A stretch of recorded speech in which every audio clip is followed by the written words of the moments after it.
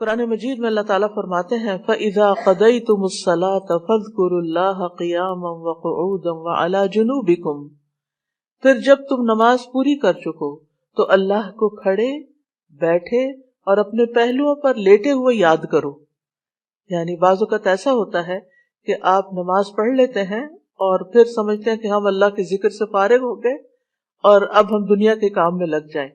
ہاں، دنیا کے کام انسان دو تین طرح سے ہی ہوتے ہیں، یا کھڑے ہو کے کوئی کام ہو رہا تھا، آپ کچن میں چلے جاتے ہیں، کوکنگ کر رہے ہیں، آپ اپنا ذکر جاری رکھیں، یا پھر آپ بیٹھ گئے ہیں اور بیٹھ کے کوئی کام کر رہے ہیں، تسبیح جاری رکھیں، ذکر جاری رکھیں، اور اسی طرح اگر آپ لیٹ گئے آرام کرنے کے لیے تو بھی ذکر جاری رکھیں، یعنی ہر حال میں اللہ تعالیٰ کا ذکر کرتے رہیں۔ اسی طرح سورۃ جمعہ میں اللہ تعالیٰ فرماتے ہیں فَإِذَا قُضِيَتِ الصَّلَاةُ فَانتَشِرُوا فِي الْأَرْضِ وَابْتَغُوا مِن فَضْلِ اللَّهِ وَاذْكُرُوا اللَّهَ كَثِيرًا لَعَلَّكُمْ تُفْلِحُونَ، پھر جب نماز پوری کر لی جائے تو زمین میں پھیل جاؤ اور اللہ کے فضل سے تلاش کرو، یعنی اپنے دنیا کا کام کاروبار کرو اور اللہ کو بہت یاد کرو، یعنی اپنے بزنس آورز میں بھی، اپنی جاب پر بھی اللہ کو نہیں بھولنا۔ کیوں؟ لعلکم تفلحون، تاکہ تم فلاح پاؤ، کامیاب ہو جاؤ۔ اسی طرح اللہ سبحانہ تعالی رمضان کے روزے مکمل کرنے کے بعد کس چیز کا حکم دیتے ہیں؟ وَلِتُكْمِلُوا الْعِدَّةَ وَلِتُكَبِّرُوا اللَّهَ عَلَى مَا هَدَاكُمْ وَلَعَلَّكُمْ تَشْكُرُونَ، اور تاکہ تم تعداد پوری کرو اور تاکہ تم اللہ کی بڑائی بیان کرو، تکبیرات پڑھو، اور اس پر کہ اس نے تم کو ہدایت بخشی، اور تاکہ تم شکر ادا کرو۔ اسی طرح حج کے مناسک ادا کرنے کے بعد بھی ذکر کا حکم ہے فَإِذَا قَضَيْتُم مَنَاسِكَكُمْ فَاذْكُرُوا اللَّهَ كَذِكْرِكُمْ آبَاءَكُمْ أَوْ أَشَدَّ ذِكْرًا، پھر جب تم اپنے حج کے مناسک پورے کر چکو تو اللہ کو یاد کرو جس طرح اپنے باپ دادا کو یاد کیا کرتے تھے، بلکہ اس سے بھی زیادہ یاد کرنا، یعنی باپ دادا کو یاد کرنے، ماں باپ کو یاد کرنے سے بھی زیادہ اللہ کا ذکر کیا کرو، ان اللہ سبحانہ تعالیٰ کو زیادہ یاد کیا کرو، کیونکہ انسانوں کی یاد انسانوں کو دکھی کرتی ہے، لیکن اللہ کی یاد دلوں کے اطمینان کا باعث بنتی ہے، دلوں کے اندر سکون کا باعث بنتی ہے۔ الا بذکر اللہ تطمئن القلوب، خبردار اللہ کے ذکر سے دلوں کو اطمینان نصیب ہوتا ہے۔ تو آپ نے دیکھا کہ تمام عبادات کے بعد ذکر کا حکم ہے، تسبیح کا حکم ہے، تکبیر کا حکم ہے۔ اسی طرح نماز کے بعد خاص طور پر، یعنی نماز پڑھتے ہی اٹھ نہیں جانا چاہیے، بلکہ وہاں بیٹھ کر بھی اللہ کا ذکر کرنا چاہیے، اور اس میں غفلت نہیں برتنی چاہیے اور سستی نہیں ہونی چاہیے۔ بعض لوگ سلام پھیرتے ہی سنت پڑھنے کے لیے کھڑے ہو جاتے ہیں، جیسے آج کل تراویح میں جلدی ہوتی ہے لوگوں کو، تو بس فرض نماز پڑھی، آیت الکرسی کا بھی ٹائم نہیں ملتا کہ جلدی سے سنت کا ہوتا ہے کہ اگر آیت الکرسی پڑھنے بیٹھ گئے تو سنت رہ جائے گی، امام صاحب تراویح شروع کر دیں گے۔ تو میں سوچتی ہوں کہ جب گھر سے نکل ہی آئے اللہ کی یاد کے لیے تو کم از کم مسنون مستحب طریقے سے ہی ہم ساری عبادات کریں، تاکہ وہ دل کا پھر اطمینان بھی نصیب ہو۔ بہرحال فوراً ایک نماز کے بعد فوراً اگلی نہیں شروع کر دینی چاہیے، اس کے بیچ کے وقفے میں اللہ کا ذکر کرنا چاہیے۔ نبی صلی اللہ علیہ وسلم فجر کی نماز کے بعد طلوع آفتاب تک نماز کی جگہ بیٹھے رہتے تھے، یعنی فجر پڑھنے، اور فجر ارلی شروع کرتے تھے، اندھیرے میں شروع کرتے تھے، اور فجر پڑھنے کے بعد بیٹھے رہتے اور ذکر کرتے رہتے۔ سماک بن حرب کہتے ہیں میں نے جابر بن سمرہ سے عرض کیا کیا آپ رسول اللہ صلی اللہ علیہ وسلم کے پاس بیٹھے تھے؟ انہوں نے فرمایا کہ ہاں بہت زیادہ، میں بہت بیٹھتا رہا ہوں آپ کے پاس۔ آپ اپنی نماز کی جگہ سے کھڑے نہیں ہوتے تھے جس جگہ صبح کی نماز پڑھتے تھے جب تک کہ سورج نہ نکل آتا، پھر جب سورج نکل آتا تو آپ کھڑے ہو جاتے۔ اسی طرح ایک اور روایت میں آتا ہے نبی صلی اللہ علیہ وسلم جب فجر کی نماز پڑھتے تھے تو اپنی جگہ بیٹھے رہتے یہاں تک کہ سورج خوب اچھی طرح طلوع ہو جاتا، تو پھر اس وقت کیا کرتے تھے؟ پھر اشراق کے نوافل۔ تو اس سے آپ اندازہ لگائیں، کیا ہم میں سے کوئی یہ کہہ سکتا ہے کہ میں رسول اللہ صلی اللہ علیہ وسلم سے زیادہ مصروف انسان ہوں، میں زیادہ بزی ہوں، میرے بہت کام ہیں، میرے پاس بیٹھنے کا وقت نہیں ہے؟ نہیں، یہ صرف نفس کا دھوکہ ہوتا ہے. نفس ہمیں دھوکہ دیتا ہے کہ دیکھو اب تم اور کتنا پہلے تم اٹھے ہو تہجد کے لیے، پھر تم نے پڑھی نماز اور پھر پڑھے اذکار، اور اب تم پھر بیٹھ کے اور انتظار کرو، اٹھو کچھ اور کام کرو، اچھا میرا وہ کام بھی ہے، میرا وہ کام بھی ہے. اور اس طرح ہم اپنے آپ کو تسلیاں دے کر اپنی جگہ سے اٹھ جاتے ہیں اور ذکر میں کوتاہی کر جاتے ہیں، جبکہ مستحب یہی ہے کہ اسی جگہ بیٹھ کر چاہے آپ تلاوت قرآن کریں، چاہے آپ صبح شام کے اذکار، اور وہ تو یہی وقت ہے ان کا سورج نکلنے سے پہلے، اور حفاظت کے لیے جو پڑھتے ہیں وہ انہی اوقات میں پڑھے جاتے ہیں. لہٰذا اس وقت آپ وہ بھی پڑھ سکتے ہیں، آپ تسبیحات کر سکتے ہیں، آپ کوئی بھی اور ذکر، آپ قرآن مجید کا مطالعہ کر سکتے ہیں، تفسیر کی کوئی کتاب پڑھ سکتے ہیں، کوئی تفسیر کا لیکچر سن سکتے ہیں، اپنی تجوید درست کر سکتے ہیں، اس کو یعنی کہ کوئی سبق یاد کر سکتے ہیں، یعنی کوئی بھی چیز ذکر کی قسم کی آپ اس وقت میں تسلی کے ساتھ کر سکتے ہیں تاکہ یہ سنت پوری ہو جائے، کیونکہ اس کا اجر و ثواب بہت ہے. جو شخص اسی جگہ بیٹھا رہے اور پھر نفل پڑھ کے اشراق کے اٹھے تو اس کو حج عمرے کا ثواب ملتا ہے. نبی صلی اللہ علیہ وسلم نے صحابہ کو نماز کے بعد کے اذکار سکھائے. ابن تیمیہ رحمہ اللہ کہتے ہیں کہ نبی صلی اللہ علیہ وسلم جب لوگوں کو نماز پڑھاتے تھے تو آپ سلام پھیرنے کے بعد دعا نہیں کرتے تھے، اور نہ صحابہ ایسا کرتے تھے، نہ صبح کی نماز میں، نہ عصر کی نماز میں، نہ دیگر نمازوں میں، بلکہ آپ سے ثابت ہے کہ آپ اپنا چہرہ اصحاب کی طرف کر لیتے، یعنی پلٹ کے واپس بیٹھ جاتے، اللہ کا ذکر کرتے اور ان کو سکھاتے تھے. یعنی ذکر کرتے تھے، یعنی اذکار اور دعا میں تھوڑا سا فرق ہے. دعائیں زیادہ سے زیادہ سلام پھیرنے سے پہلے کر لیتے تھے، اور جو اذکار ہوتے تھے جیسے تسبیحات ہیں یا صبح شام کے اذکار ہیں یا باقی اذکار ہیں وہ بعد میں کر لیتے تھے، جیسے لا الہ الا اللہ وحدہ لا شریک لہ، اور اسی طرح دیگر اذکار جو ہیں. اور سلام پھیرنے کے بعد اللہ کا ذکر کرنا یعنی زیادہ مستحب ہے. اگرچہ دعا بھی کر سکتے ہیں، یعنی منع نہیں ہے. بعض علماء یہ کہتے ہیں کہ نبی صلی اللہ علیہ وسلم نے جو دبر الصلاۃ کا لفظ استعمال کیا نماز کے پیچھے، تو اس سے مراد نماز کے بعد بھی ہے. حضرت عائشہ کہتی ہیں کہ نماز کے بعد کے اذکار شیشے کو صاف کرنے کے بعد اس کو چمکانے کی طرح ہے، یعنی نماز میں آپ نے اپنی صفائی کر لی اور اب بعد کے اذکار کے جو آپ کو اور زیادہ چمکا رہے ہیں. نماز نور ہے، یہ دل کو صاف کر دیتی ہے، دل کو روشن کر دیتی ہے، جیسے کہ شیشے کو صاف کیا جاتا ہے. اور نماز کے بعد ذکر کرنا ایسا ہے جیسا کہ شیشے کو چمکایا جاتا ہے. فرشتے بھی دعائیں کرتے ہیں. رسول اللہ صلی اللہ علیہ وسلم نے فرمایا، جب تک تم اپنے مصلے پر جہاں تم نے نماز پڑھی تھی بیٹھے رہو اور ریاح خارج نہ کرو، گیس پاس نہ کرو، تو فرشتے تم پر برابر درود بھیجتے رہتے ہیں.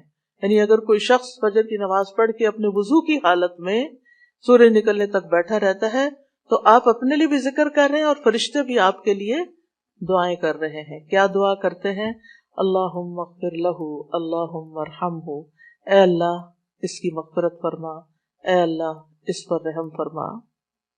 اور یہ اس وقت تک ہوتا رہتا ہے جب تک وہ وضو توڑ کر فرشتوں کو تکلیف نہ پہنچائے. یعنی جب گیس پاس ہوتی ہے اور اس کی اسمیل سے پھر فرشتوں کو تکلیف ہوتی ہے تو فرشتے جو ہیں وہ پیاز کی اسمیل اور لہسن کی اور جسم سے نکلنے والے، اگر پسینہ بہت آ رہا ہے اور کپڑے نہیں آپ تبدیل کرتے، رات کے کپڑوں میں اٹھ کے نماز شروع کر دیتے ہیں اور وہ اسمیلی کپڑے ہوتے ہیں، تو اس سے فرشتے آپ سے دور رہتے ہیں. اور اسی طرح اگر یعنی خوراک میں کوئی ایسی چیز ہے کہ آپ کی گیس میں بہت اسمیل ہے تو یہ چیز بھی فرشتوں کو تکلیف دیتی ہے اگر آپ مصلے پر بیٹھے ہیں یا آپ ذکر کی حالت میں ہیں. پھر اس وقت ذکر کرنا جو ہے اولاد اسماعیل سے غلام آزاد کرنے سے افضل عمل ہے، خاص طور پر اگر ہم لا الہ الا اللہ وحدہ لا شریک لہ والی تسبیح پڑھتے ہیں. ابو امامہ سے مروی ہے رسول اللہ صلی اللہ علیہ وسلم نے فرمایا، سورج طلوع ہونے تک میں بیٹھ کر اللہ تعالیٰ کا ذکر کروں، اس کی بڑائی، اس کی حمد و تسبیح اور تحلیل کروں، یہ مجھے اولاد اسماعیل میں سے 2 غلام آزاد کرنے سے زیادہ محبوب ہے. یعنی اس وقت کا ذکر ایسا ہے جیسے آپ نے اتنا بڑا صدقہ بھی کر دیا. اسی طرح عصر کے بعد سورج غروب ہونے تک ذکر کرنا مجھے اولاد اسماعیل میں سے 4 غلام آزاد کرنے سے زیادہ محبوب ہے. یعنی اثر پڑھ کر بھی آپ مغرب تک ذکر کر سکتے ہیں. اگر عام دنوں میں نہیں تو آپ جمعے کے دن تو کر ہی سکتے ہیں کیونکہ اس دن دعائیں قبول ہوتی ہیں. لیکن عموماً ہم اپنی غفلت اور سستی کی وجہ سے کوئی اور کام شروع کر دیتے ہیں اور ہم ان قیمتی اوقات کی قدر نہیں کرتے, ہماری پرائرٹیز نہیں ہوتی. یعنی انسان کو جب پتہ چلتا ہے کہ یہ بزنس کا پیک آور ہے تو وہ کیا کرتا ہے, اس وقت کہیں اور سیر کو چلا جاتا ہے؟ نہیں, اس وقت وہ سارے کام چھوڑ کر اس کام کی طرف متوجہ ہو جاتا ہے جو اس کو سب سے زیادہ فائدہ دینے والا ہے. تو اسی طرح بعض سلف صالحین کہتے ہیں کہ ہم نے جمعے کے دن عصر کے بعد مغرب تک جو دعا کی ہماری قبول ہوئی. یعنی یہ قبولیت دعا کا خاص وقت ہوتا ہے. جیسے صبح کا وقت بکرتن نماز فجر سے لے کر سورج نکلنے تک کا ہے, بڑا ہی قیمتی وقت ہے ذکر اذکار کے لیے.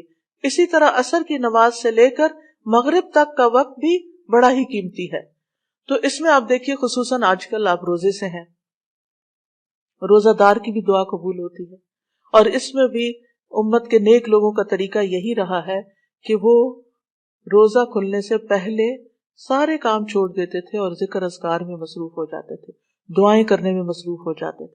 تو آپ بھی اپنے لیے کچھ پلان اس طرح کریں کہ جمعے کا دن اور ہم کم از کم رمضان کا مہینہ عصر کا وقت جو ہے اس سے پہلے پہلے اپنے کام ختم کر کے مصلی پہ بیٹھے یا کرسی پہ بیٹھے یا لیٹنا چاہتے تو لیٹ جائیں. لیکن اللہ سے, کیونکہ پہلی آیت یہی بتائی گئی تھی نا کہ آپ کھڑے یا بیٹھے یا لیٹے ہر حال میں اللہ کا ذکر کر سکتے ہیں. الذین یذکرون اللہ قیاما وقعودا وعلی جنوبہم, وہ جو اللہ کا ذکر کرتے ہیں کھڑے بیٹھے اور لیٹے, جس بھی پوزیشن میں آپ کرنا چاہیں آپ ذکر کر سکتے ہیں. اور اس میں تسبیح کیجئے, حمد و ثنا کیجئے اللہ تعالیٰ کی, اور اب دعائیں مانگیے. اور الحمدللہ ہمارے پاس کتابوں کی شکل میں دعاؤں کا اتنا پیارا ذخیرہ ہے جو مسنون اوتھینٹک دعائیں قرآن و سنت سے ہم نے جمع کی ہیں. اگر زبانی یاد ہے تو بہت ہی اچھا کہ دل لگا کے زبانی پڑھے, اور اگر زبانی یاد نہیں تو ان کو کھول لیجئے اور پڑھنا شروع کر دیجئے. اور صرف پڑھتے نہ جائیں, اس وقت کوئی قرات کا وقت نہیں ہے, یہ مانگنے کا وقت ہے. دیکھ دیکھ کر اس طرح پڑھیں دعا کو جیسے آپ مانگ رہے ہیں اللہ تعالیٰ سے. تو انشاءاللہ آپ کی دین دنیا آخرت کے سارے مسائل حل ہوں گے اور ایک پرامن پرسکون زندگی بسر کریں گے اگر ان اوقات کی آپ قدر کر لیں. کیونکہ جو قبولیت کے اوقات ہیں ان کو گنوانا نہیں چاہیے, ان کو ہاتھ سے جانے نہیں دینا چاہیے. آپ صبح فجر کے وقت آدھا سپارہ, مثلا اگر رمضان میں ہر روز 1 سپارہ پڑھتے ہیں, آدھا سپارہ فجر کے بعد پڑھ لیں, آدھا سپارہ عصر کے بعد پڑھ لیں. تو اس طرح بیلنس بھی ہو جائے گا, آپ کا بیٹھنے کو دل نہیں گھبرا, کیونکہ ہمارا نفس جو ہے نا وہ اتنا آزاد منشا کہ وہ کہیں ایک جگہ بیٹھنے کی قید قبول نہیں کرتا. وہ بار بار ہمیں کہتا ہے اچھا فون چیک کر لو, اچھا وہ کر لو, وہ کر لو, اور توجہ اور یکسوئی سے ہمیں ذکر اذکار نہیں کرنے دیتا. تو اس کو ٹیم کرنے میں, اس کو ڈسپلن کرنے میں وقت لگے گا. لیکن ونس ایک دفعہ آپ عادی ہو گئے, آپ نے اس گھوڑے کو قابو کر لیا, آپ نے اس کو بٹھا لیا, جیسے بچے کو بٹھانے میں مشکل ہوتی ہے لیکن جب بیٹھ جاتے ہیں بیٹھ جاتے ہیں, تو پھر انشاءاللہ آپ دیکھیں گے کہ آپ کے لیے یہ گھڑیاں بڑی پر لذت ہو جائیں گی. آپ ان گھڑیوں کو انجوائے کریں گے, آپ کا اور زیادہ دل چاہے گا کہ کاش یہ اور لمبی ہو جائیں. اچھا روزہ کھل گیا, ابھی تو میرا یہ بھی اور یہ بھی ٹارگٹ پورا نہیں ہوا. پھر اسی طرح یہ ہے کہ رسول اللہ صلی اللہ علیہ وسلم نے فرمایا, جو شخص فجر کی نماز جماعت کے ساتھ پڑھنے کے بعد بیٹھ کر اللہ کا ذکر کرتا رہے یہاں تک کہ سورج نکل آئے, پھر 2 رکعتیں پڑھے, اس کے لیے 1 حج اور عمرے کا ثواب ہے. انس فرماتے ہیں پھر رسول اللہ صلی اللہ علیہ وسلم نے 3 بار فرمایا, پورا پورا پورا, یعنی پورا ثواب حج عمرے کا, پورا ثواب حج عمرے کا, پورا ثواب. یعنی آپ سوچئے کہ حج عمرہ کرنا کوئی آسان کام ہے؟ مشکل کام ہے جس میں مال بھی انوالو ہے, آپ کی ایفرٹ بھی, آپ کا گھر چھوڑنا بھی, سب کچھ. لیکن اگر آپ کو ایک مصلی پہ بیٹھ کے اتنا بڑا اجر و ثواب ملتا ہے تو اور کیا چاہیے. صرف بات ہے اپنے نفس کو منانے کی, اپنے دل کو اور اپنے آپ کو ڈسپلن کرنے کی. اور ایک دفعہ آپ نے شروع کر لیا, اور اگر نہیں ہو پا رہا تو اللہ سے دعا کریں کہ اللہ تعالیٰ توفیق دے دے, اللہ تعالیٰ آسان کر دے, تو انشاءاللہ آپ کے لیے آسانی بھی ہو جائے گی.